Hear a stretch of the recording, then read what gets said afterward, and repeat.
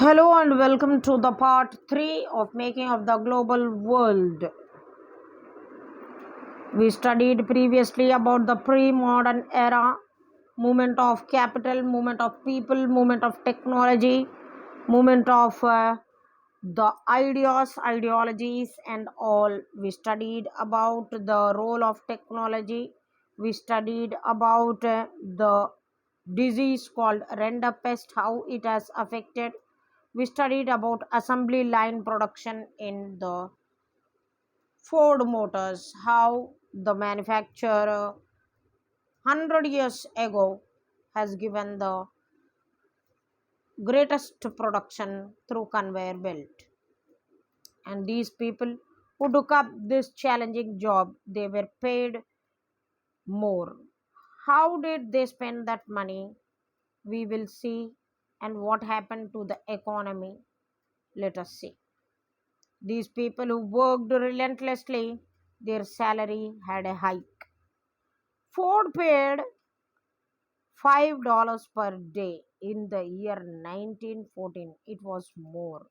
Henry Ford took the radical step because the workers had this payment for a 40-hour work a week. He called this as profit sharing for his turnover. And this turnover problem has disappeared. That is the production. Continuous production was going on, and that was according to the estimate which he has made.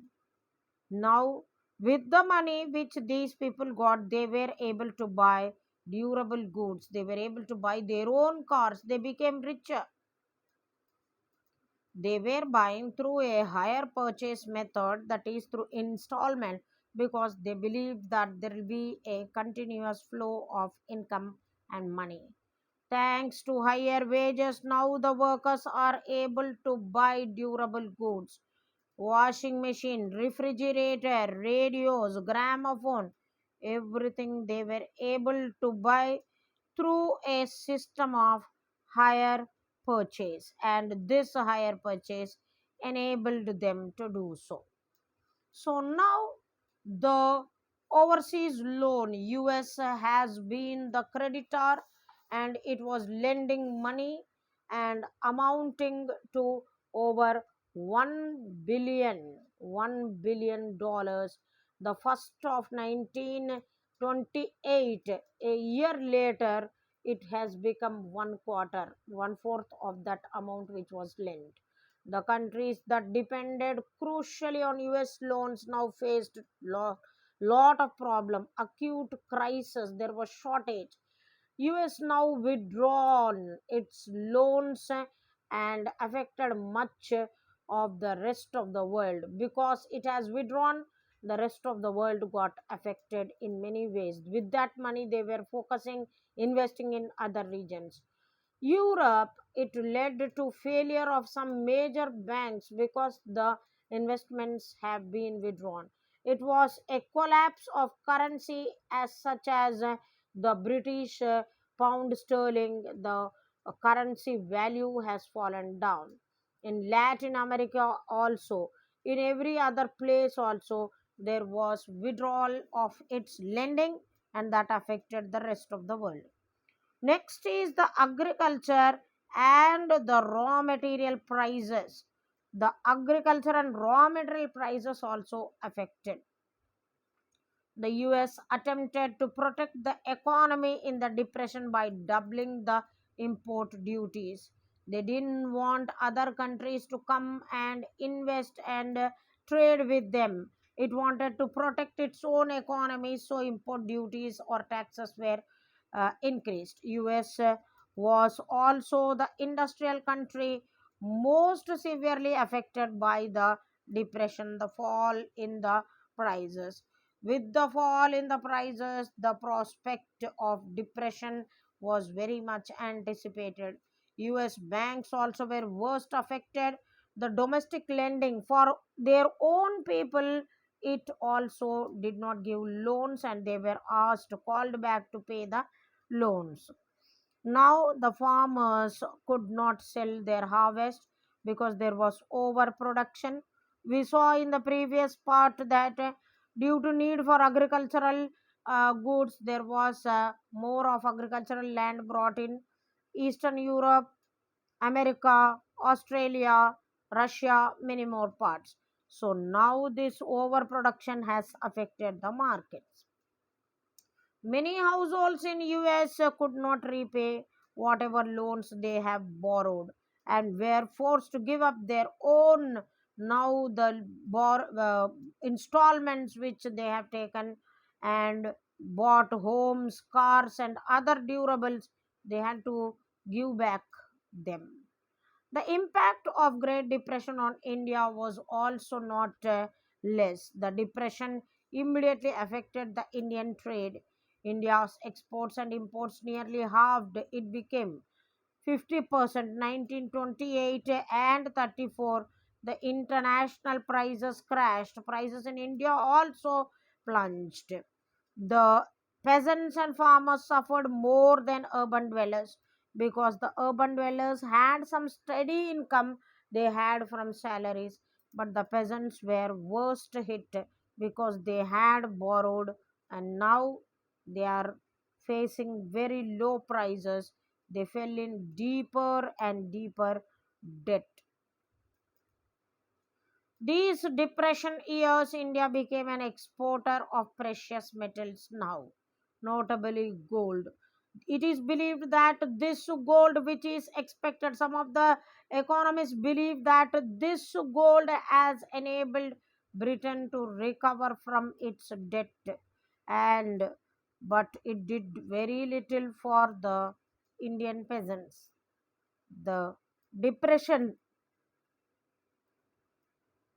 proved very grim, very little grim, very less problem for the urban dwellers, urban people, because they had steady income. They had income from land, they had income from rent, and they were able to make themselves better off. We have seen the overproduction of agriculture in all these places that has glutted the market. The product became rotten. There were no buyers, and lack of buyers resulted. And in the mid 1920s, many countries financed their investment through loans from US. Now US has withdrawn the money. So it was absolute loss for these people. They cannot raise new loans. US will not give, and so they all panicked. It was in a helpless state of economy. World economy was in doldrums. The deflation increased the real burden of debt and left many firms and households with too little income to repay their loan. Inflation is too much of money chasing too few goods. Here too many goods are there, there are no buyers, prices are falling. Many banks became unfunctionable, and most of the organization became bankrupt.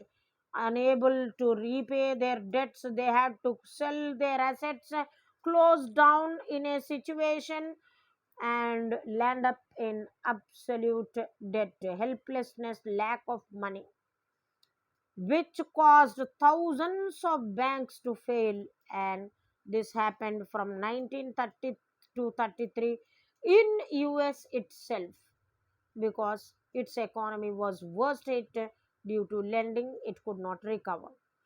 We have just seen about agricultural overproduction and its impact, no buyers, the failure of the stock to be sold, and failure of prices to be recovered, and lack of buyers resulting in crop lying without purchase.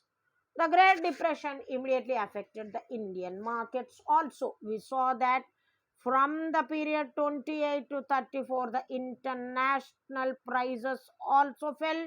India's also is affected. Between 28 to 34, 50% of India's wheat prices in India fell by 50%. Worst hit were the peasants.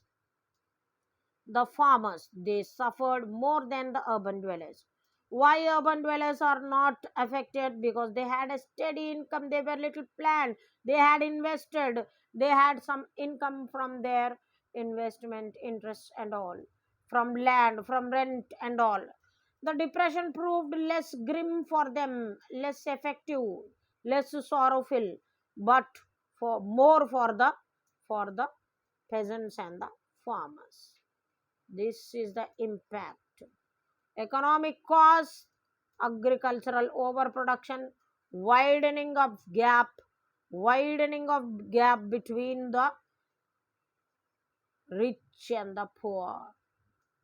Stock market crashed and collapse of so many banks. Deflation, unemployment, 25% drop in production. Hitler had stabilized his economy. His excellent economist Helmut Schmidt, we studied in Nazism how they rebuilt the economy. Their strategy was very different. At the political front, many policies which were not effective. The companies, regulations, and all proved to be a failure. In this way, Great Depression affected the lives of the people. I hope it is clear, children. Thank you so much. Coming up with the post war economy, what happened, which financial institutions have taken care to rebuild the economy of the world, we shall see.